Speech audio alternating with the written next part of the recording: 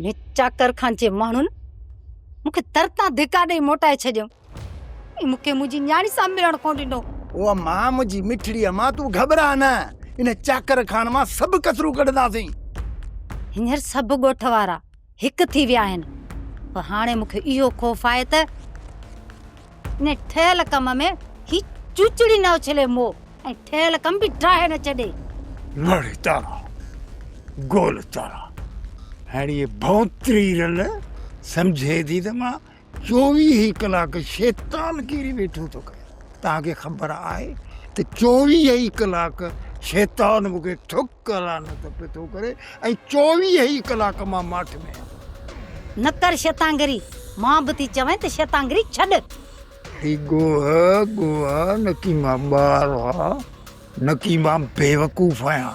ये जेतिरो बि सॼो कमु पियो थो थिए न उहो असां सभिनी जे इंट्रस्ट बड़ा फ़ाइदे में पियो थो थिए ऐं मां इन ई मूड में आहे।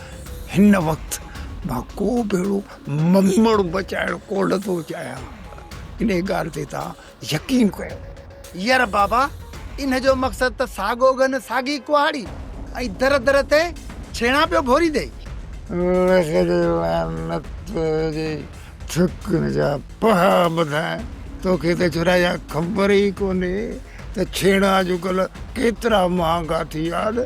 200 रुपया बाचको लॻो पियो आहे ऐं तूं तुंहिंजे त छेणा तूं मां भोरिया। ॿुधाए ॿियो वरी कहिड़ो कमु अथई? छा तूं पंजे वक़्तु निमाज़ पढ़ंदो? सुबुह सुबुह जो उथी भले साईं जो दौर कंदो हुई? इहो मूंखे ॿुधाए, अॼु ताईं को नेकी जो कमु कयो अथई? ओ मां, बाबा नेकी जा कम कंदो आहे सो बि लिकी लिकी। ओ ॿुधो कान अथई त हिकिड़ो हथु ॾे ऐं ॿियो ॾिसे ई न। अब्बा, मूंखे ख़बर आहे जॾहिं घोट चयो न त शुक्राना जा 2 नफ़ल पढ़ियो ऐं उन खां पोइ बसि जो मुंहुं ई कोन ॾिठई। बंदूक हुजे पाकिस्तानी कारतूस हुजे त इहे थोकी जणी जे थुको थी वञे। सब्सक्राइब कयो असांजो ऑफिशियल YouTube चैनल सिन टीवी HD ड्रामा ऐं वधीक अपडेट लाइ बेल आइकन खे क्लिक करियो।